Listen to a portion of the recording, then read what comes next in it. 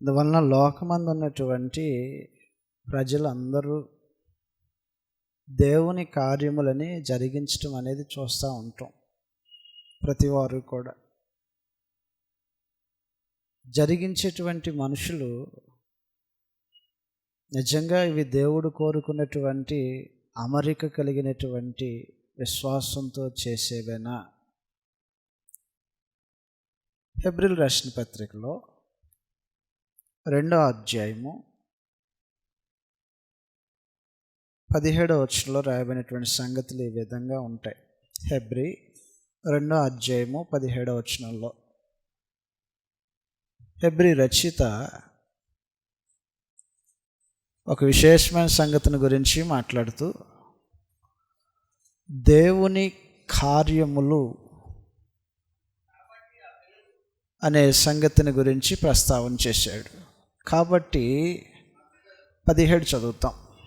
2:17 కావున ప్రజల పాపములకు పరిహారము కలగచేయుటకై దేవుని సంబంధమైన కార్యములలో కనికరమును నమ్మకము గల ప్రధాన యాజకుడగు నిమిత్తము. అందువలన ఒక విశేషమైన సంగతి మాట్లాడుతున్నటువంటి విషయంలో దేవుని సంబంధమైన కార్యములలో అనే ఒక ప్రస్తావన చేశాడు. దేవుని సంబంధమైన కార్యములు. కాబట్టి ఈ రోజున మనం అందరము సమాజంగా కూడుకున్న మనమైనా లేదంటే దేవుని పేరట దేవుని సంబంధమైన కార్యములని చెప్పి చేసేవి ఏవైనా ఎక్కడైనా అవి దేవుడు కోరుకున్నటువంటి అమరికలో ఉన్నటువంటి కార్యములేనా?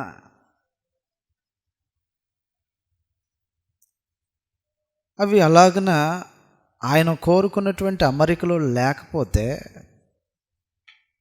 మనుషులు చేస్తున్నటువంటి కార్యాలను దేవుడు స్వీకరిస్తాడా? మనమందరం ప్రతివారం ఆలోచించాలి. ఇది విశ్వాసము అని మనం ఏదైతే మన గురించి మనకు ఒక అభిప్రాయం ఉందో, ఈ విశ్వాసము దేవుడు చూపించినటువంటి అమరికలో సెట్ అవుతుందా? భక్తి అని దేనినైతే మనం అనుకుంటున్నామో ఆ భక్తి దేవుడికి ఒక డిజైనింగ్ ఉంటుంది, దేవునికి ఒక నమూనా ఉంటుంది. ఆ నమూనాలో మన భక్తి సెట్ అవుతుందా? అలా కాకోకుండా విశ్వాసం కలిగి ఉంటే అది విశ్వాసం అయి ఉండదు, భక్తిని కనపరిస్తే అది భక్తి అయి ఉండదు. అందువల్ల మొట్టమొదటిగా మనుషుడు ఇది దైవ సంబంధమైన కార్యం అని ఏది చేయాలన్నా ఏది చేస్తున్నా దేవుని యొక్క నమూనాలో దాన్ని తీసుకొచ్చి పెట్టి ఆ అమరికది సెట్ అవుద్దో లేదో చూసుకోవాలి. ఒకవేళ ఆ అమరికకి సెట్ అవ్వలేదు అనుకోండి, ఆ అమరికకు తగినట్టుగా మార్చాలి. ఆది నుంచి దేవుడు కోరుతున్నాడు, నాకంటూ ఒక నమూనా ఉంటుంది, ఆ నమూనాను అనుసరించే జరిగించాలి ఏదైనా కోరుతున్నాడు. ఆదికాండము 6వ అధ్యాయము 10వ వచనంలో ఈ సంగతులు రాయబడి ఉన్నాయి. ఆదికాండము 6వ అధ్యాయము 10వ వచనం చదివితే, భూమి మీద నరజాతి విస్తరిస్తుంది, భూమి అంతటను మనుషుల చేత దేవుడు నింపుతున్నాడు. మనుషులు ఎంతగా విస్తరిస్తున్నారో లోకంలో బలాత్కారం కూడా అలాగే విస్తరిస్తుంది, చెడుతనం విస్తరిస్తుంది, పాపం విస్తరిస్తుంది, దుర్మార్గత విస్తరిస్తుంది. కాబట్టి అలాంటి జనులు ఉన్నటువంటి ఆనాటి కాలంలో దేవుడు ఏం చేయబోతున్నాడో చదువుతున్నాం. 6వ అధ్యాయము 10వ వచనం చదువుతుంటే 6:10 ఆదికాండము 6వ అధ్యాయము 10వ వచనం నుంచి, షేము హాము యాపెతను 3 కుమారులను నోవాహు కనెను. భూలోకము దేవుని సన్నిధిని చెడిపోయి ఉండెను. భూలోకము బలాత్కారంతో నిండి ఉంది. బలాత్కారంతో, న్యాయం లేదు ఎక్కడ, నీతి లేదు ఎక్కడ, పాపభూష్టమైనటువంటి బ్రతుకులు కలిగి ఉన్నారు, చెడుతనంతో నింపబడి ఉన్నారు. తమకు ఏది ఇష్టమైతే దాన్ని జరిగిస్తున్నటువంటి మనుషులు. తరుము తండ్రి ఆలోచన చేసి నీతిమంతుడు ఎవడన్నా ఉంటాడని కనిపెట్టాడు. ఆయన కనుదృష్టి లోకమందంతటా సంచారం చేస్తుంది కాబట్టి ఆయన కనుదృష్టి ఆనాడు ఉన్నటువంటి ప్రతి మనుషుని చూసినట్టుగా నేడున్నటువంటి మనలో ప్రతి మనుషుని ఆయన కనుదృష్టి చూస్తుంది. దినవృత్తాంతాలు 2వ గ్రంథము 16వ అధ్యాయంలో ఈ సంగతులు రాయబడి ఉన్నాయి. దినవృత్తాంతాలు 2వ గ్రంథము 16వ అధ్యాయంలో 9వ వచనం నుంచి రాయబడినటువంటి సంగతులు ఈ విధంగా ఉంటాయి. తన ఎడల యథార్థవంతులైన వారి ఎడల వారిని బలపరచుటకై యెహోవా కనుదృష్టి లోకమందంతటా సంచారం చేస్తుంది. దేవుని కనుదృష్టి తిరుగుతుంది లోకంలో.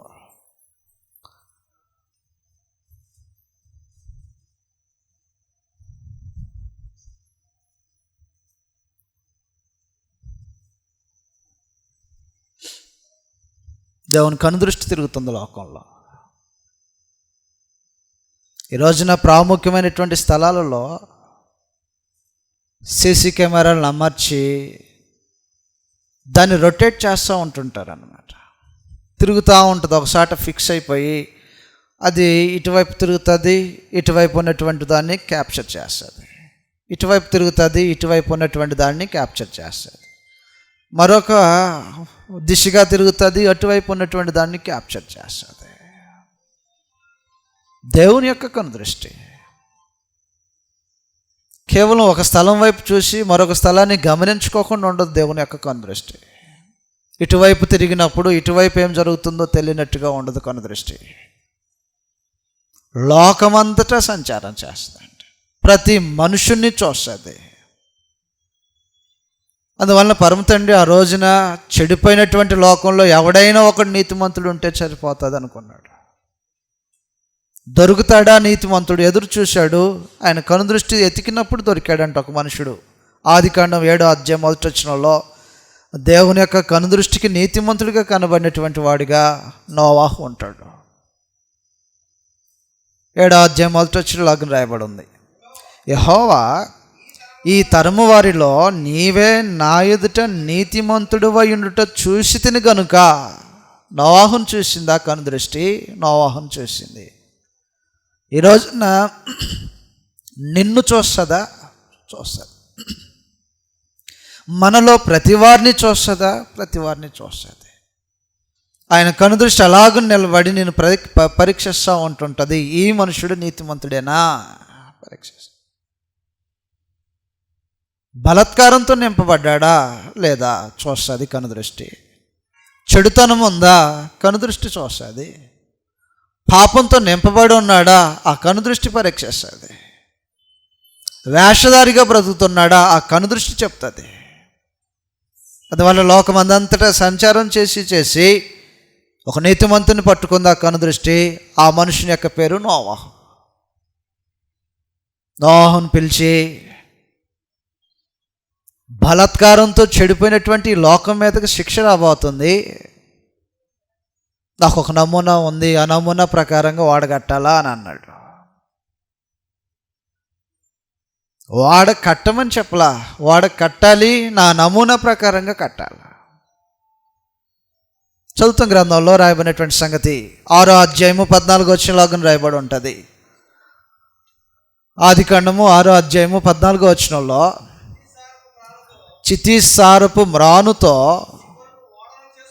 నీ కొరకు వాడను చేసుకొనుము, అరలు పెట్టి ఆ వాడను చేసి లోపటను వెలుపటను దానికి కీలు పూయవలెను. నువ్వు దాన్ని చేయవలసినటువంటి విధమేమనగా, అందువల్ల వాడ కట్టాలా, వాడ నిర్మాణం చేయాలా. ఈ వాడ నిర్మాణం ఎలాగ చేయాలో దేవుడికి ఒక నమూనా ఉంది. నాకు తోచినట్టుగా వాడను కట్టడానికి వెళ్ళేదన్నమాట.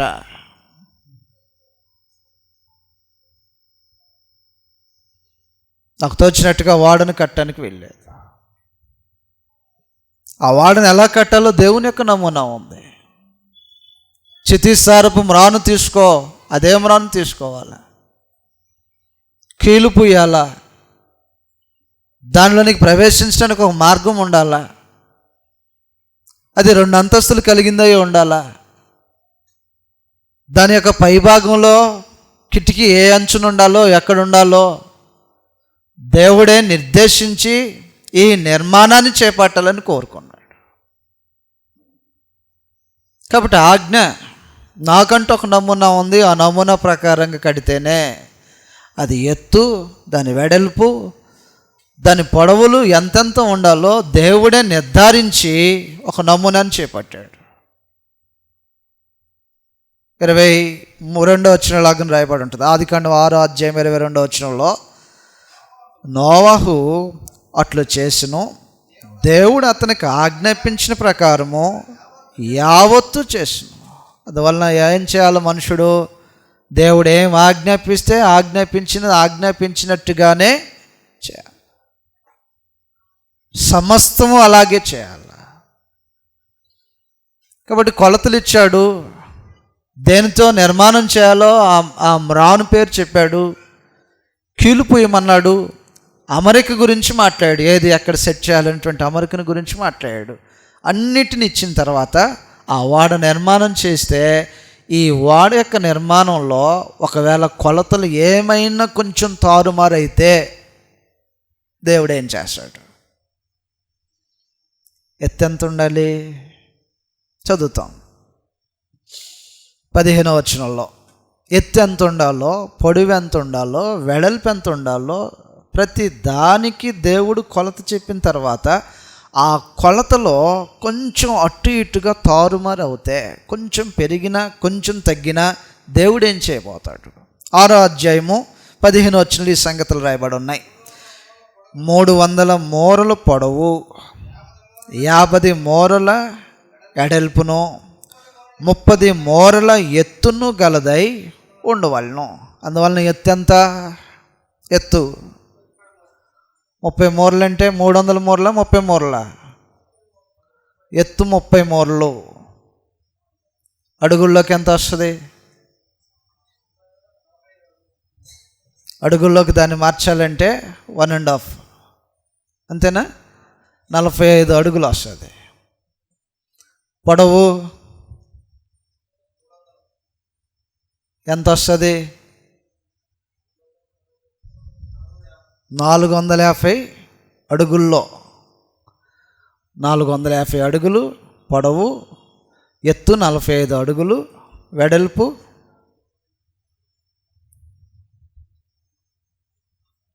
ఎంతండి? 75 అడుగులు. 300 మూరలు అన్నాడు కాబట్టి దీని అడుగుల్లోకి మార్చినప్పుడు 450 అడుగులు అవుతుంది. 450 అడుగులంటే ఇది ఎన్ని అడుగులు ఉంటుంది?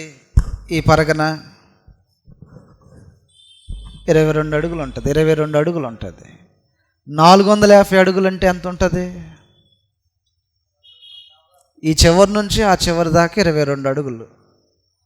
450 అడుగులు ఉండాలంటే అర్థమై ఉంటుంది అన్నమాట. అంటే ఎంత పొడుగున్నటువంటి నిర్మాణము ఇది. ఇక్కడ నుంచి ఇక్కడ వరకు ఉన్నటువంటి హైటు 11.5 12. వాడ యొక్క ఎత్తు ఎంత ఉండాలి? 45 అడుగులు ఉండాలంటే దీనికి ఎన్ని ఎంతలుగా ఉండాలి?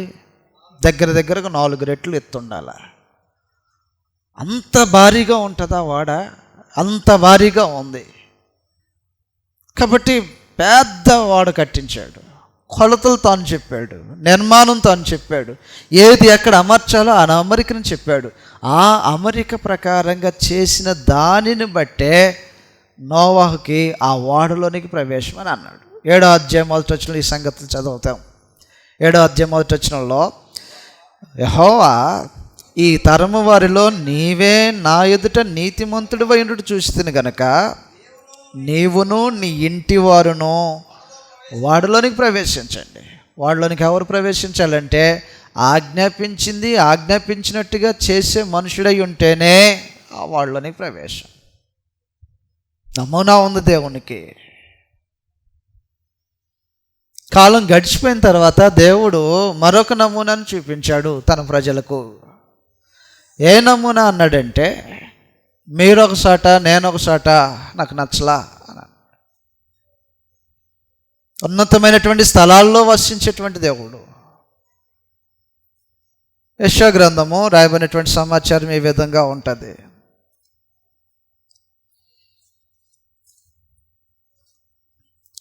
యెషయా గ్రంథము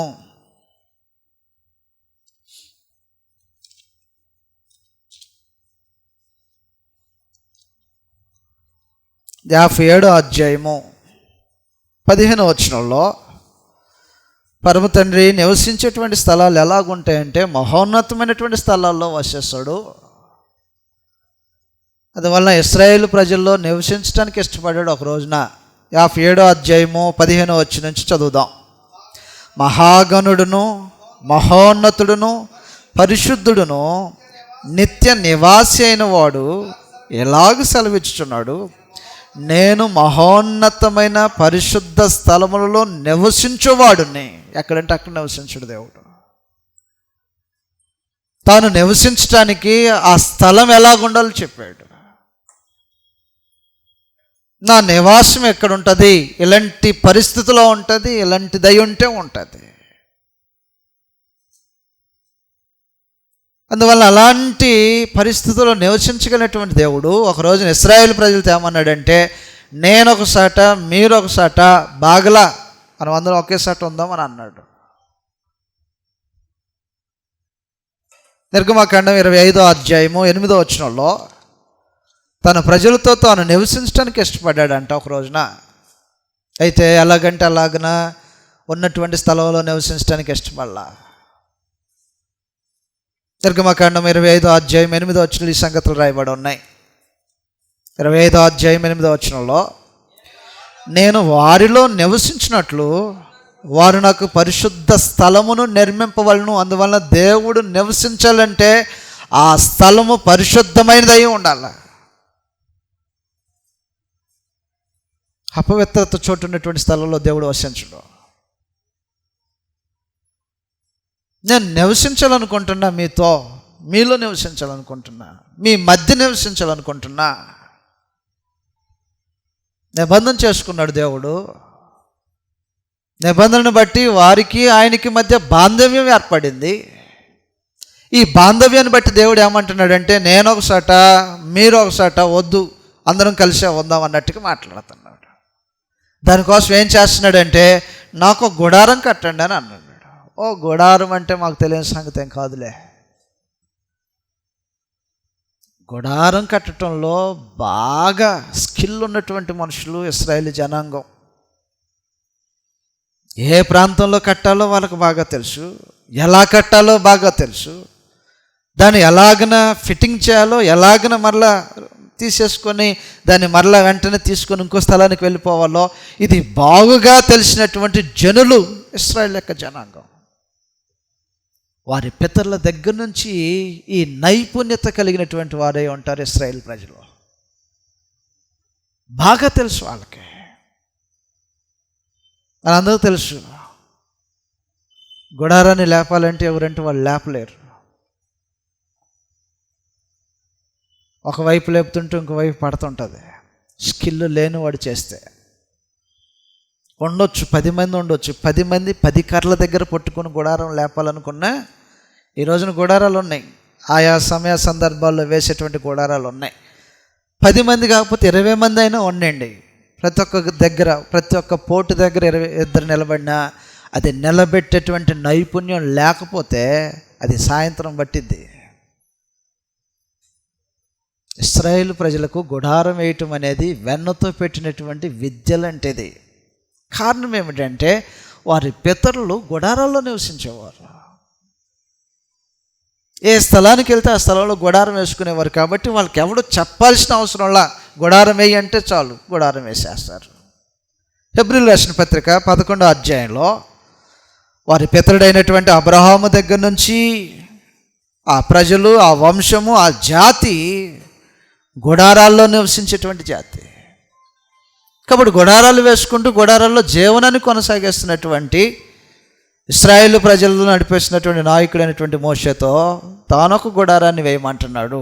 అయితే నాకు తెలుసులేండి, గుడారం వేయటం నీ స్కిల్ అవసరంలా, ఇక్కడ నీ నైపుణ్యత అవసరంలా. ఇక్కడ ఈ గుడారానికి చదువుతాం గ్రంథంలో 11వ అధ్యాయము 9వ వచనం నుంచి చదివితే లాగిన రాయబడి ఉంది. హెబ్రీ రాసిన పత్రిక 11వ అధ్యాయం 9వ వచనంలో, విశ్వాసమును బట్టి అతడును అతనితో ఆ వాగ్దానమునకు సమాన వారసులైన ఇస్సాకు, యాకోబు అనువారును గుడారములలో నివసించుచు. ఎక్కడ జరిగేది వాళ్ళ జీవనం? మనకులాగా మేడ మిద్దలు కట్టుకున్నటువంటి ఇంట్లో ఉన్నవారు కాదు. అబ్రహాము కానీ, ఇస్సాకు కానీ, యాకోబు కానీ, వారి వంశంలో ఉన్నటువంటి వారు అందరిలో చాలా మట్టుకు ఎక్కడికి వెళ్తే అక్కడ గుడారం వేసుకునేవాళ్ళు.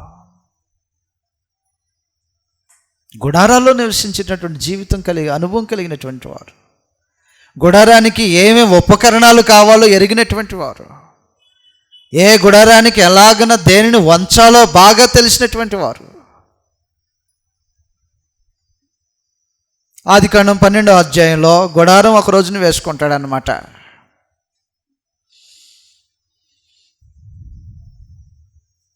ఆదికాండము 12వ అధ్యాయము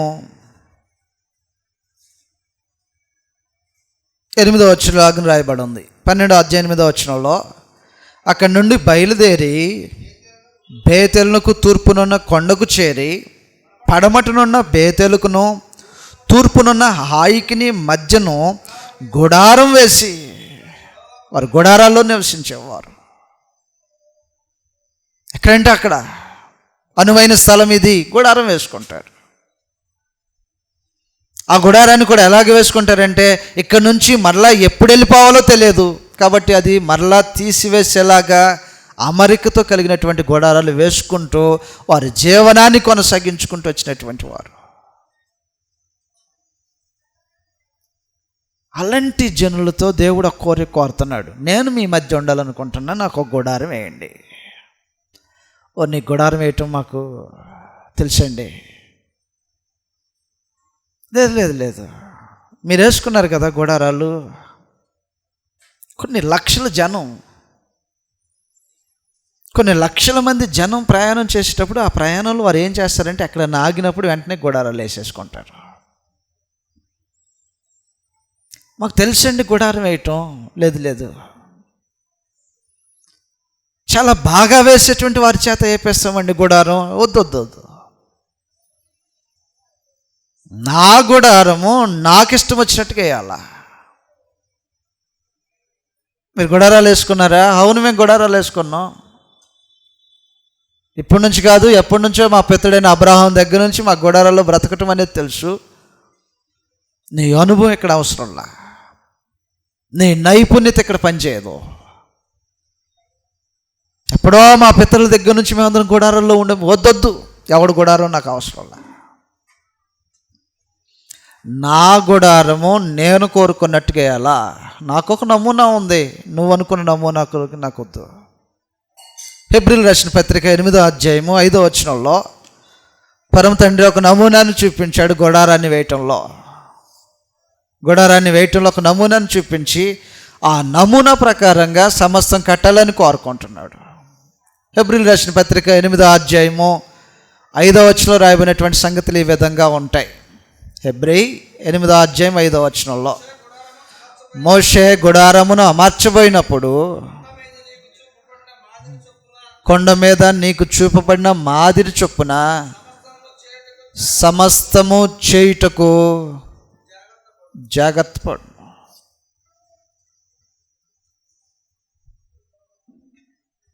నాకు డిజైన్ ఉంది, నువ్వు ఏ డిజైన్ అంటే ఆ డిజైన్ అయితే కుదరదు. ఇక్కడ నా డిజైన్లో నేను అనుకునేది ఏంటంటే, మీ గుడారంలో ఈ భాగాలు ఉండవు, నా గుడారంలో భాగాలు ఉండాలి. మీ గుడారంలో ఈ ఉపకరణాలు ఉండవు, నా గుడారంలో ఈ ఉపకరణాలు ఉండాలి.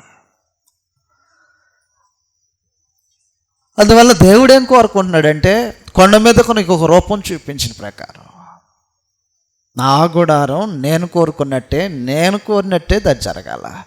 ఈ గుడారం నిలబెట్టడానికి దిమ్మెలు అవసరము. ఈ గుడారాన్ని నిలబెట్టడానికి దిమ్మెలు అవసరం. ఏదంటే అది వాడటానికి కుదరదు. నేను చెప్తా దానికి ఏదో వాడాలో.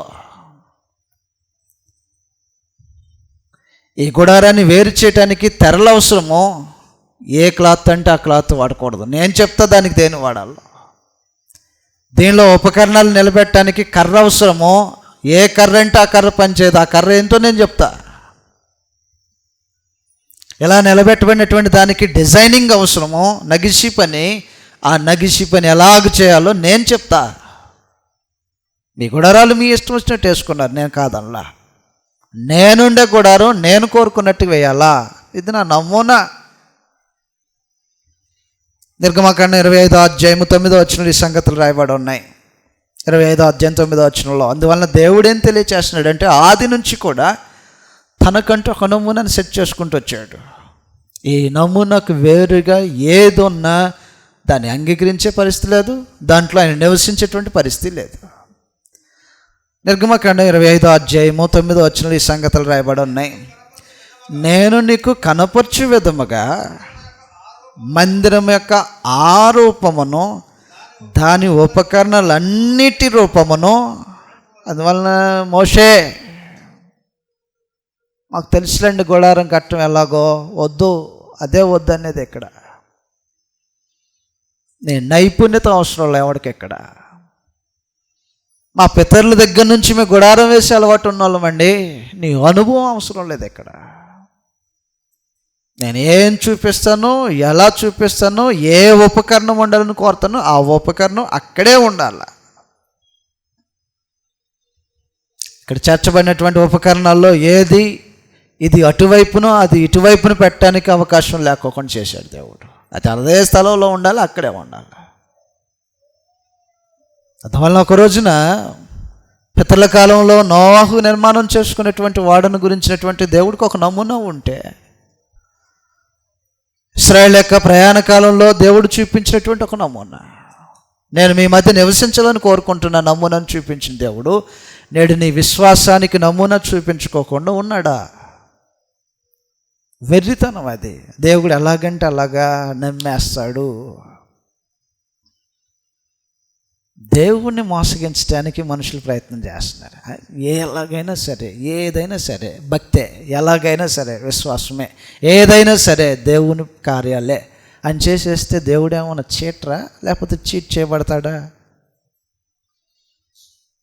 ఎవడైనా మోసం చేయగలడా? భక్తి అనే పేరట ఆయన్ని ఎవడైనా మోసం చేయగలడా? విశ్వాసం అనేటువంటి పేరట ఆయన్ని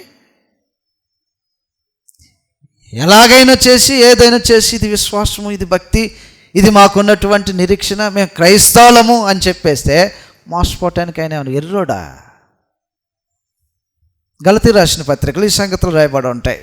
నేడు నీ విశ్వాసమునకు ఒక ప్రామాణిక సెట్ చేశాడో లేదో నీకు తెలియాలా. ఒక రోజున ప్రతి కాలంలో ఒక నమూనాను చూపించుకుంటూ వచ్చిన దేవుడు ఈ రోజున నీ విశ్వాసానికి భక్తికి విధేయతకు ప్రామాణిక సెట్ చేశాడో లేక తెలియకోకుండా ఎంతకాలం భక్తి అని పేరట భక్తి చేసినా, విశ్వాసం అనే పేరట విశ్వాసం కలిగి ఉన్నా అది ఖచ్చితంగా దేవుని చేత అంగీకరించబడేటువంటి నమూనా అయ్యి ఉండదు. కాకపోతే మనమేమనుకుంటామంటే మనం చేస్తున్నాం కదా విశ్వాసము లేకపోతే భక్తి లేకపోతే దేవుని సంబంధమైన కార్యాలు అనుకుంటున్నాం. అది దేవుని చీట్ చేయటానికి చేసే ప్రయత్నం అది. అయితే ఒకటి అన్నమాట, దేవుడు చీట్ చేయబడడు. గలతీ రాసిన పత్రిక 6వ అధ్యాయంలో మానవులు దేవుణ్ణి మోసగించలేరు. భక్తి పేరటో విశ్వాసం పేరటో దేవుడు గీచినటువంటి కొలతల్లో ప్రకారంగా బ్రతకోకుండా ఏది చేస్తున్నా సరే నువ్వు మోసపోవటమే తప్ప దేవుడు మోసపోడు. 6వ అధ్యాయము 7వ వచనంలో ఈ సంగతులు రాయబడి ఉన్నాయి. 6వ అధ్యాయం 7వ వచనంలో మోసపోకుడి, దేవుడు వెక్కిరింపబడు, మనుషుడు ఏమి విత్తునో అందువలన మోసపోవద్దు. నువ్వు దేవుడిని వెక్కిరిద్దామనో, దేవుడు వెక్కిరించబడాలనో, దేవుడు మోసగించబడాలనో. దేవుణ్ణి మోసగించడం అనేది, చేయటం అనేది మానవ తరం కాదు. అందువల్ల దయతో ఆలోచన చేయబోయేటువంటి సంగతి ఏంటంటే, నేడు దేవుడు కోరినటువంటి విశ్వాసపు కొలత ఏంటి? నేడు ఏమైనా కొలతలు ఉన్నాయా విశ్వాసానికి? విశ్వాసపు కొలత,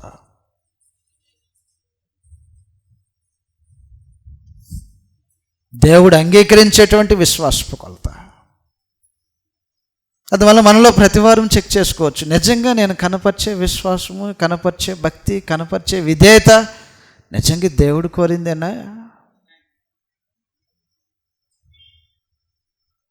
నాకెలా తెలిసిద్ది? ఆయన అమరికలో ఉంది నా భక్తి, ఆయన నమూనాలో ఉంది నా విశ్వాసము, ఆయన కోరుకున్నట్టుగా ఉంది నా జీవితం అనేది నాకు ఎలాగ తెలిసిద్దంటే, దేవుడు ఒక సెట్ చేశాడు. సెట్ చేయకోకుండా ఏం లేదు. కాబట్టి ఆ అమరికలో పెట్టి చూసుకుంటే ఎక్కువ తక్కువలు ఉంటే కరెక్ట్ కట్ చేసుకొని దానికి సెట్ అయ్యే ఫ్రేమ్ కావాలి. ఏంటో అది. రోమీయులకు రాసిన పత్రిక 4వ అధ్యాయంలో నిజంగా దేవుడు కోరినటువంటి విశ్వాసపు కొలత, ఆ కొలత నీ విశ్వాసానికి వేస్తే సరిపోతుందో లేదో. నోహు కట్టినటువంటి దానికి కొలత వేసాడు దేవుడు. సరిపోయిందా? చెప్పిన దానికి చెప్పినట్టుగా సరిపోయిందా? సెట్ అయిపోయింది. అది దాని ఎంత ఉండాలో, పొడవు ఎంత ఉండాలో, వెడల్పు ఎంత ఉండాలో కొలతలు చెప్పాడు దేవుడు. దాన్ని చూసినప్పుడు ఆ కొలతల్లో ఏది మార్చబడాల. ఈరోజున మన విశ్వాసాన్ని చూడ్డా అలాగ కొలతేసి, మన భక్తిని చూడ్డా అలాగ కొలతేసి, అసలు నిజంగా వీళ్ళు భక్తి పరులు అనుకుంటున్నారు, విశ్వాస పరులు అనుకుంటున్నారు, క్రైస్తవులు అనుకుంటున్నారు, అసలు ఇది సెట్ అవుతారా దీనికి అని నిజంగా మనల్ని చూడ్డా దేవుడు. నోవహు కట్టిందని చూసిన దేవుడు ప్రత్యక్ష గుడారానికి కొలతలు ఇచ్చిన ప్రకారంగానే కట్టబడిందా లేదా దాన్ని చూసిన తర్వాత ఆ మందిరాన్ని మహిమతో నింపినటువంటి దేవుడు ఈ రోజున క్రైస్తవ విశ్వాసాన్ని కొలతేసి, అవును ఈ విశ్వాసమే కదా నేను కోరుకుంది అనే కొలతలేసి చూస్తే సెట్ అవుతుందా? నీ విశ్వాసాన్ని కొలుస్తాడు దేవుడు. కొలిసినప్పుడు సెట్ అవుతుందా? ఎలా కొలుస్తాడు దేవుడు? దేనిని బట్టి కొలుస్తాడు దేవుడు? కొలిసినప్పుడు కొలిసిన దానికి సెట్ అవ్వలేదు అనుకో, ఏం చేస్తాడో నిజంగా తెలియదు. మనలో ఎవరమైనా కొత్త వస్త్రాలు తీసుకొని టైలర్కి ఇచ్చామనుకోండి, టైలర్కి తమ్ముడు ఏదైనా ప్యాంట్ తీసుకొని టైలర్కి ఇచ్చారనుకోండి, అడుగున్నర తగ్గించి కుట్టాడు అనుకో, అడుగున్నర, మనిషి ఉంది 5 అడుగులు 6 అడుగులు, కనీసం 5 అడుగులు పైన ఉండాలి ప్యాంటు, 3.5 అడుగులే కుట్టాడు అనుకోండి పొడవు, ఎక్కడి వరకు వస్తుంది అది? చింటూ ఎక్కడికి వస్తుంది అది? నీ కొలతలు ఇచ్చావు ప్యాంట్కి, అడుగున్నర తగ్గించి కుట్టాడు అనుకో, నీకు ఎక్కడికి వస్తుంది అది? ఏం చేస్తావు? కుట్టినోడిని ఏం చేస్తావు? మామూలుగా ఉంటుంది ఆ విషయం, వదిలేస్తావు అలాగా? ఒరే పొరపాటు అయిపోయింది అనుకుంటాలే, ఇది ఇంకో రకంగా ఉపయోగించుకోవచ్చులేని అలాగే వేసేసుకుంటావా? అక్కడే ఓపెన్ చేస్తాడు, కొద్దిగా ఎక్కడే ఏదో తేడాగా ఉందనిపించింది, సర్లే ఇంటికాడికి వెళ్ళి సెట్ అయిద్దామనుకో, ఇంటికి తీసుకొచ్చిన తర్వాత చూసావనుకో, అది సగానికి కూడా రాకపోతే ఉంటుంది. నీకే ఇంత కోపం వస్తే విశ్వాసానికి ఒక కొలత పెట్టి అసలు ఆ కొలతకి ఏమాత్రం సరిపోయినటువంటి విశ్వాసంతో ఉండి మనం ఏదో పెద్ద సాధించినటువంటి జీవితాన్ని కలిగినట్టుగా ఫీలింగు, ఆయన ఏం చేయాలా? నీ విశ్వాసానికి ఒక అమరిక పెట్టాడు, నమూనా పెట్టాడు, ఈ దీంట్లో సెట్ అవుతుందా విశ్వాసం అని అన్నాడు. రోమీయులకు రాసిన పత్రిక 4వ అధ్యాయంలో రోమీయులకు రాసిన పత్రిక 4వ అధ్యాయంలో అలాగనే ఒక విశ్వాసానికి పరిమాణము ప్రామాణికము అని ఒకదాన్ని ఏర్పాటు చేసి ఎలాగైతేనే విశ్వాసం అని అన్నాడు. రోమీయులకు రాసిన పత్రిక 4వ అధ్యాయము 3వ వచనంలో ఈ సంగతులు రాయబడి ఉన్నాయి. రోమీయులకు రాసిన పత్రిక 4వ అధ్యాయం 3వ వచనంలో లేఖనము ఏమి చెప్పుచున్నది? అబ్రహాము దేవుణ్ణి నమ్మెను, అందువల్ల నీ విశ్వాసాన్ని కొలవటానికి ఒక మనుషుని ప్రామాణికంగా ఏర్పాటు చేసుకున్నాడు దేవుడు.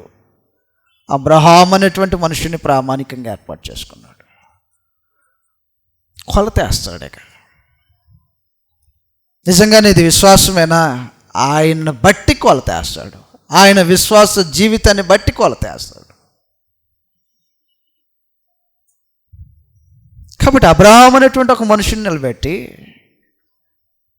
ఇతని ద్వారా సున్నతి పొందినటువంటి వారికైనా సున్నతి లేనటువంటి వారికైనా ఎవరికైనా సరే, సున్నతి లేనటువంటి వారికి సున్నతి కలిగినటువంటి వారికి ఎవరికైనా సరే ప్రామాణికం ఇదే, ఆయనదే విశ్వాసం. 9వ వచనం నుంచి చదువుదాం. 4వ అధ్యాయం 9వ వచనం నుంచి, రోమీయులకు రాసిన పత్రిక 4వ అధ్యాయం 9వ వచనంలో ఈ ధన్యవచనము సున్నతి గలవారిని గూర్చి చెప్పబడినదా, సున్నతి లేని వారిని గూర్చి కూడా చెప్పబడినదా? అబ్రహాము యొక్క విశ్వాసం అతనికి నీతి అని ఎంచబడినని చున్నాము కదా. మంచిది. అది ఏ స్థితి యందు ఎంచబడినో? సున్నతి కలిగి ఉన్నప్పుడా, సున్నతి లేనప్పుడా? సున్నతి కలిగి ఉండినప్పుడు కాదు, సున్నతి లేనప్పుడే అని చెప్పుకుంటూ ఒక విశేషమైనటువంటి సంగతిని గురించి మాట్లాడుతున్నాడు. సున్నతి పొందినటువంటి వారికిని సున్నతి పొందినటువంటి వారికిని ఎవరికైనా సరే అబ్రహామే ప్రామాణికం. దేవుని నమ్మటం అంటే ఎలాగో అబ్రహాం యొక్క విశ్వాసంలో అడుగుజాడల్లో నడుచుకోవటం విశ్వాసం యొక్క లక్షణం. 13వ వచనంలో ఈ సంగతులు రాయబడి ఉన్నాయి. లేదా 12 చదువుతాం. 12వ వచనంలో మరియు సున్నతి గలవారికిని తండ్రి యగుటకు అనగా సున్నతి మాత్రము పొందినవారు గాక మన తండ్రి అయిన అబ్రహాము సున్నతి పొందక మునుపు అతనికి కలిగిన విశ్వాసం యొక్క అడుగు జాడలను బట్టి నడుచుకుని వారికి. ఎక్కడ నడుచుకోవాలి? ఎవరి యొక్క విశ్వాసం యొక్క అడుగు జాడల్లో నడుచుకోవాలి క్రైస్తవుడు? దేనిని బట్టి నడుచుకుంటే అది కొలసిన కొలతకు సరిపోయేటువంటి విశ్వాసం అయి ఉంటుంది. అబ్రహాము యొక్క విశ్వాసం యొక్క కొలత. దేవుడు అబ్రహాం యొక్క విశ్వాసాన్ని కొలత వేసేసాడు. ఇది కదా విశ్వాసం అంటే అని అన్నాడు. ఇది కదా విశ్వాసం అంటే, ఇది కదా విశ్వాస యొక్క జీవితం అంటే, ఇది కదా విశ్వాసం చూపించేటువంటి విధేయత అంటే, ఇది కదా లోబట్టం అంటే. కొలతేసేసేసాడు. ఇప్పుడు ఆ కొలతలో పెట్టి మనల్ని చూస్తాడు. విధేయుడా, విశ్వాసం కలిగినవాడా, లోబడేవాడా, మాట వినేవాడా, అబ్రహాములంటి యొక్క అడుగుజాడలు నడిచేవాడా? అబ్రహాం యొక్క విశ్వాసం యొక్క కొలత ఎలాగని పరిగణించబడిందంటే, ఒకటి, దేవుని యొక్క సందేశం మీద, దేవుని మీద, దేవుని మాట మీద ఏ మాత్రం అవిశ్వాసం లేదు. అవిశ్వాసము, సందేహం లేదు.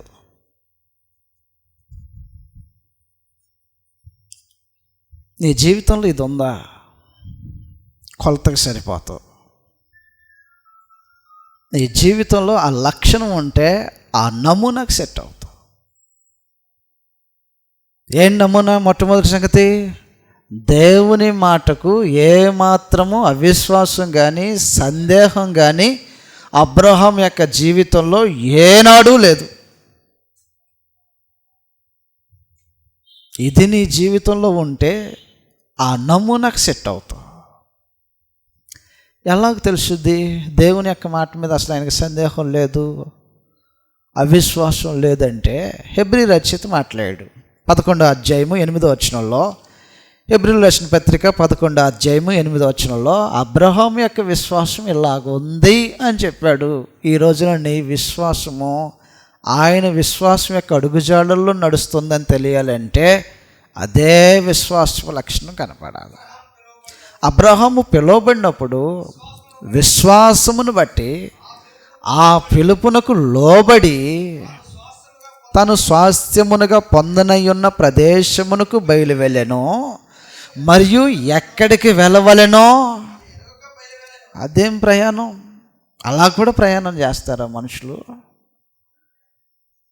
ఉన్నదంతా సదిరేస్తున్నాడంట, ప్యాకింగ్ చేస్తున్నాడంట. ఆదికాండంలో మనం చదివినప్పుడు అబ్రహాం యొక్క విశ్వాసం ఎలా కనపడుతుంది అంటే, తాను సంపాదించిన యావదాస్తిని తీసుకొని, కాబట్టి ఏమేమి ఉన్నాయో గొర్రె మందలు, పశువులు, ఇంట్లో ఉన్నటువంటి సామాగ్రి, తాను తీసుకొని వెళ్ళగలిగినటువంటి ప్రతి దానిని తనతో పాటు ప్యాకింగ్ చేస్తుంటే ఈ మనుషుడు ఎక్కడికో వెళ్తున్నాడు అనుకొని చుట్టుపక్కల ఉన్న వాళ్ళందరూ వచ్చి ఎక్కడికి ఏం రా మమ్మల్ని వదిలేసి వెళ్ళిపోతున్నాయి ఎక్కడికి, అందరికి వెళ్ళి చూస్తున్నాడు. ఎవరికి సమాధానం చెప్పట్లా, నాకు తెలియదు అంటున్నాడు. అరే ఎక్కడికి వెళ్ళాలి తెలియదు, ఎప్పుడు వస్తావు తెలియదు, ఎలా బ్రతుకుతావు తెలియదు, వెళ్ళే ప్రయాణంలో ఎలాంటి సౌకర్యాలు ఉన్నాయి తెలియదు. మరి నీతో పాటు నీ భార్య వస్తుంది కదా, ఆమె యొక్క పరిస్థితి ఏంటి, ఆమె సంగతి కూడా తెలియదు. ఏంటి అసలు నువ్వు ఎలాగున్నావు? విశ్వాసం. నా దేవుడు నన్ను పిలిచాడు అంతే. నీ తండ్రిని ఇంటిని వదిలేయమన్నాడు, వదిలేస్తున్నా. నీ దేశాన్ని వదిలేయమన్నాడు, వదిలేస్తున్నా. నీ స్వజనులను పక్కన పెట్టేసామన్నాడు, నేను పక్కన పెట్టేస్తున్నా. ఒకవేళ నేడున్నటువంటి మనలో దేవుడు ఎలాంటి కోరిక గనక కోరితే ఎంతమందిని ఇల్లు వదిలేసి ఇంకో ప్రాంతానికి వెళ్ళిపోతాం? ఏం కృష్ణన్న? ఒకవేళ దేవుడు అబ్రహామును కోరినట్టే కోరితే, యా మీరు వచ్చేసేయండి నేను చూపించే దేశానికి అన్నాడు అనుకో, ఎక్కడండి అది? ఫస్ట్ ప్రశ్న. మా ఊర్లాగే ఉండిద్దా ఊరు? రెండో ప్రశ్న. మా ఇంట్లో ఉన్నట్టుగా ఉండేలాగా ఉండిద్దా? మూడో ప్రశ్న. వెళ్తారు అసలు? వెళ్తారండి అసలు? లేదు మిమ్మల్ని అందరినీ హాస్టల్లో ఒక 2 సంవత్సరాలు వేస్తానన్నాడు అనుకోండి దేవుడు, ఎంతమంది వెళ్తారు? అబ్రహాం యొక్క విశ్వాసం. నన్ను చూపించే దేశానికి వెళ్ళు. ఏ దేశం అది తెలియదు, ఎలాగుంటుంది ఆ దేశమో తెలియదు, ఎప్పుడు మరలా తిరిగి ప్రయాణం అది తెలియదు. దేవుడు ఏం చెప్పాడే కదంతే. అలాంటి విశ్వాసానికి నిజంగా మన నేచర్ సెట్ అవుద్దా? ఏది వదిలేయమంటే దాన్ని వదిలేయటం, ఏది వద్దన్నాడంటే దాన్ని జోలి వైపు మరలా తిరగకుండా ఉంటాం. ఆదికాండం 12వ అధ్యాయంలో నేను నీకు చూపించే దేశముకు రమ్మని అబ్రహామును పిలిచినప్పుడు నీ స్వజనులను, నీ తండ్రి ఇంటిని, నీ దేశమును అన్నిటిని వదిలేసి వచ్చేసామని అన్నాడు. ఆయనకి ఎమోషన్స్ ఉండవా? ఉంటాయో ఉండవు? మనిషేనా అబ్రహాము? ఏంటండి చెప్పరేంటి?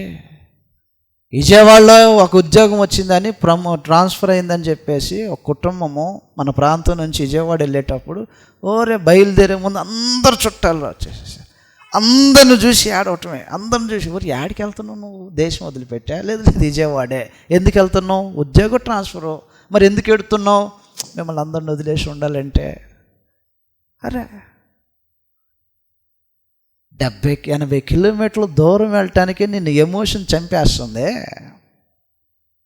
నీ తండ్రి ఇంటిని వదిలేయమంటే, నీ దేశాన్ని వదిలేయమంటే, నీ వారిని వదిలేయమంటే ఎమోషన్స్ ఉండవా అబ్రహాంకి? పెనవేయబడవా బాంధవ్యాలు? దేవుని యొక్క మనసు మాత్రమే చూస్తున్నాడు. ఈ లక్షణానికి మనం సెట్ అయినప్పుడే దేవుడు అంగీకరిస్తున్నాడు. ఆయన ఏం కోరతాడో అది చేయటం, సందేహం లేకోకుండా. రెండోది, అబ్రహాం యొక్క విశ్వాసపు లక్షణంలో మరొక సంగతి ఏంటంటే, దేవుడు ఏదైనా చేయమని ఆజ్ఞాపిస్తే ఆలస్యం ఉండదు, అందుట్లో ఆలస్యం చేయడు. నిర్లక్ష్యం ఉండదు, ఆలస్యం ఉండదు, సాకులు ఉండవు అందుట్లో. ఒక రోజున దేవుడు అబ్రాహాంతో ఈ మాట చెప్పాడు, అయ్యా నేను మీతో నిబంధన చేసుకోవాలనుకుంటున్నాను అన్నాడు. మంచిదేనండి అని అన్నాడు. అయితే ఒక మాట, నాతో మీకు నిబంధన ఉండాలంటే సున్నతి చేసుకోవాలా. మాట్లాడుకుంటూ వచ్చాడు. నా సంబంధిగా ఉండాలని ఎవడనుకున్నా సరే సున్నతి చేసుకోవాలా. ఆదికాండం 17:10 నుంచి ఈ సంగతులు రాయబడి ఉంటాయి. సున్నతి చేసుకోవాలని చెప్పుకుంటే ఎన్నో సంగతులు చెప్పిన తర్వాత ఆయన ఎప్పుడైతే మాట్లాడటం ఫినిష్ చేశాడో, ముగించేసేసాడో, ఆ దినమందే అప్పుడే అబ్రహాము సున్నతికి ప్లానింగ్ చేశాడు. దేవుని మాట ముగించటమే ఆలస్యం. అసలు ఎవడు చేస్తాడండి అలాగా? అసలు ఏ మనుషుడు అంత తొందరగా ఒక నిర్ణయానికి రాగలడు దేవుడు చెప్పిన దానికి? ఏ మనుషుడు ఒక విధేయతను కనపరచడానికి అలాంటి ఒక స్వభావాన్ని దేవుని ఎదుట చూపగలడు? మనమైతే అందరిని కనుక్కోవాలండి, అందరిని కనుక్కునే, మరి అందరి నిర్ణయాలు కావాలి కదా, అందరిని కనుక్కోవాలండి అనుకుంటాం. లేకపోతే అసలు ఇది చేయగలమా లేదా ఆలోచన చేసుకొని చెప్తామండి అని అనుకుంటాం. లేదంటే ఇంకొన్ని రోజులు మాకు సమయం రాదండి అని కొంత ప్రొలాంగ్ చేసేటువంటి అవకాశాన్ని కలిగి ఉంటాం. అబ్రహాము ఏం చేసేవాడు తెలుసా? ఆదికాండం 17:11 సంగతులు రాయబడి ఉన్నాయి. పరమ తండ్రి అబ్రహాము కోరుకున్నాడంట, సున్నతి పొందితే నీకు నాకు నిబంధన ఉంటుంది, నీ తరము వారితో నిబంధన ఉంటుంది. ఆయన కోరుకుంటే ఆయన సందేశం ముగించే సమయానికి సున్నతి ఏర్పాట్లు చేశాడు. గొప్పగా చర్మమును సున్నతి పొందవలెను, అది నాకును నిబంధనకు సూచన గుర్తుగా ఉంటుంది. నిబంధన పొందటానికి, నిబంధనకు ఒక గుర్తు వేయటానికి సున్నతి అనే దాన్ని ప్రవేశపెట్టినప్పుడు అబ్రహాము ఎంత టైం తీసుకుంటున్నాడు చదువుతాం. 22వ వచనంలో, 17:22 వచనంలో.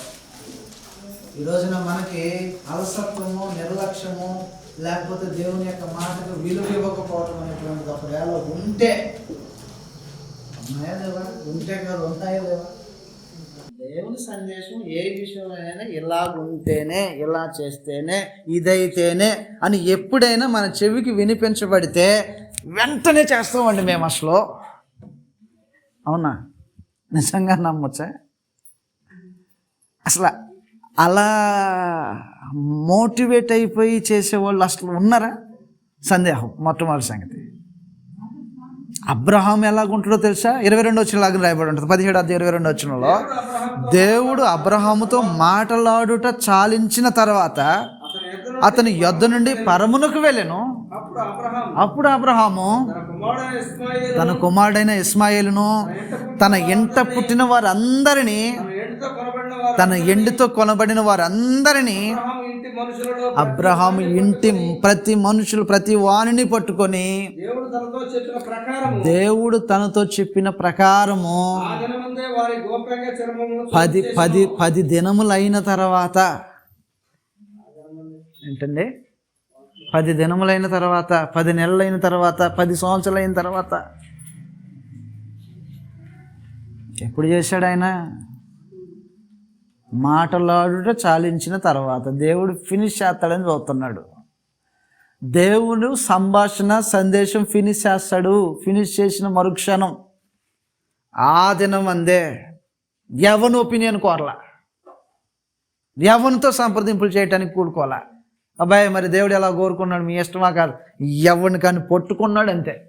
ప్రతి వాణిని పట్టుకొని వానికి సున్నతి చేపించి ఆ దినం అందే నిబంధన సంబంధాలుగా మారినటువంటి అబ్రహాం యొక్క విశ్వాసం. ఈరోజు ఎంతకాలం పట్టింది దేవుని యొక్క సందేశం మనకు చెప్తే, ఇది మార్చుకోవాలని చెప్తే, ఇది చేయాలని చెప్తే, ఇది కూడదని చెప్తే, ఇది మనకు తగినది కాదని చెప్తే, ఒక నిర్ణయానికి రావటానికి మనుషుడికి పట్టే సమయం ఎంత? అబ్రహాం యొక్క విశ్వాసానికి సెట్ అవ్వాలంటే ఈ లక్షణాలు ఉన్నాయి. అలాంటిది అయి ఉంటేనే అది విశ్వాసమై ఉంటుంది. లేకపోతే మేము దేవుణ్ణి నమ్ముకున్నామండి, మేము కూడా విశ్వాసులమేనండి, మేము కూడా ప్రార్థనకి వెళ్తామండి, ఏం చెప్పుకోము మనం, కొలత కొలిసే తెలిసిద్ది అది నిజంగా అది విశ్వాసమో భక్తో కాదో అనేది. కొలత కొలిసి చూపించాడు, కొలత ఇచ్చిన దానికి సరిపడినట్టుగా కొలత, నమూనా ఇచ్చిన దానికి నమూనానికి సరిపోయినటువంటి చిత్రం. ఈ రోజున భక్తి జీవితానికి ఒక కొలత ఇచ్చాడు, ఒక విశ్వాసానికి ఒక కొలత ఇచ్చాడు. అది విశ్వాసం అనబడాలంటే దేవుని సందేశము చెప్పిన వెంటనే సందేహం లేకుండా, అవిశ్వాసం లేకోకుండా, అనుమానం లేకోకుండా. అనుమానంతో చేసేవాడు పాపంతో చేస్తాడు. దేవుని మాటల మీద అనుమానం ఏంటి? దేవుని యొక్క సందేశం మీద అవిశ్వాసం ఏంటి? నీ ఇంటి నుంచి బయటకు వచ్చేసాను అన్నాడు అంతే, ఏ సందేహపడలా, ఏ అనుమానం పడలా. అది విశ్వాసం యొక్క లక్షణం. అలాంటి ఒక లక్షణాలు కలిగి ఉన్నటువంటి అబ్రహాంని ఏం చేశాడంటే కొలతగా పెట్టాడు. ఎవడైనా విశ్వాసి అని చెప్పబడాలంటే ఈ కొలతలు ఉండాలని అన్నాడు. నేను కొలుస్తా కొలత, ఆ కొలతకు సెట్ అయితే, ఆ అమరికలో తను అమర్చబడితే అది విశ్వాస జీవితం అయి ఉంటుంది, లేకపోతే మోసపోతున్నాడు. అది విశ్వాసం కాదు, అది భక్తి కాదు, అసలు దేవుని చేత ప్రతిఫలాలు పొందగలిగేది కాదు. ఇంతకీ మన లైఫ్ గురించి ఏంటి? ఆ కొలతలో పెట్టి చూసినప్పుడు సెట్ అవుతుందా, తగ్గుతుందా? చింటూ బాబు, మనం ఇచ్చిన కొలతకి ఇంకొక 1.5 మీటర్ పొడుగు ఎక్కువ పెట్టి కుట్టాడు అనుకో, ఎక్కువ పెట్టి కుడితే ఎక్కువ పెట్టాడు కాబట్టి పర్లేదు అనుకుంటావా? నీకు ఇచ్చిన ప్యాంట్ ఒక కొలత ఉంది, ఇంత పెట్టాడు ఇంక ఎక్కువ, ఏం చేస్తుందని? ఒకవేళ ఇంత తగ్గించాడు, ఏం చేస్తుందని? హెచ్చు తగ్గులు ఉండటానికి లేదు, అనుమతి లేదు. అది ఆయన కొలత వేసాడు, ఆ కొలతలో ఉన్నాడు. దానికి ప్రామాణికం ఇదని చెప్పాడు. ఆ ప్రామాణికానికి ఖచ్చితంగా కొలుసుకుంటూ చూసుకోవాలి. ఒప్పుకోరు ఎక్కువ ఉన్నా తక్కువ ఉన్నా. అది వాళ్ళ దయతో ఆలోచించేయాలి. నిజంగా మన భక్తేనా, విశ్వాసమేనా, నిజంగా ఒక క్రైస్తవునిగా బ్రతుకుతున్నటువంటి లక్షణాలతోనే ఉన్నామా, లేకపోతే ఇంకా శరీర సంబంధులుగా బ్రతుకుతూ భ్రమలో మోసపోతూ మన నిత్య జీవాన్ని మనమే పాడు చేసుకునేటువంటి వారంగా ఉంటే అది కేవలం అవివేకం అవుతుంది. అందువల్ల దయతో అందరం ఆలోచించేద్దాం. దేవుని యొక్క నమూనాకి మన జీవితాలు సెట్ అయ్యేలాగా ఎక్కడెక్కడ లోపాలు ఉన్నాయో, ఎక్కడెక్కడ అవసరమైన దానికంటే ఎక్కువగా ఉందో, ఎక్కువగా ఉన్నదాన్ని కత్తిరించడం, అవసరమైనటువంటి ఎదుగుదలకు రావటం అనేటువంటి దాన్ని చేస్తూ క్రీస్తు యొక్క సారూప్యమునకు మనం అందరం ఎదగటానికి మనం ప్రయత్నం చేయాలని, కృప చూపించే దేవుడు అవకాశాలు కల్పిస్తున్నాడు, సందేశాన్ని వినిపిస్తున్నాడు. మన మేలు కోసం చేస్తున్నటువంటి పనిని మనం అందరం సద్వినియోగం చేసుకుంటూ లోపాలన్నిటిని సవరించుకొని దేవుడు కోరుకున్నటువంటి ఒక శ్రేష్టమైనటువంటి జనం, భక్తి కలిగినటువంటి జనంగా బ్రతకటానికి మన ప్రాంతాల్లో మనం అందరం మన విశ్వాసాన్ని కాపాడుకోవాలని మీకు ప్రేమతో మనవి చేస్తూ, ఎంతో ఓపికతో శ్రద్ధతో ఆలకించినటువంటి మీలో ప్రతి వారికి కూడా ప్రభువైన యేసుక్రీస్తు నామములో వందనాలు సమర్పిస్తున్నాం. అందరికీ వందనాలు.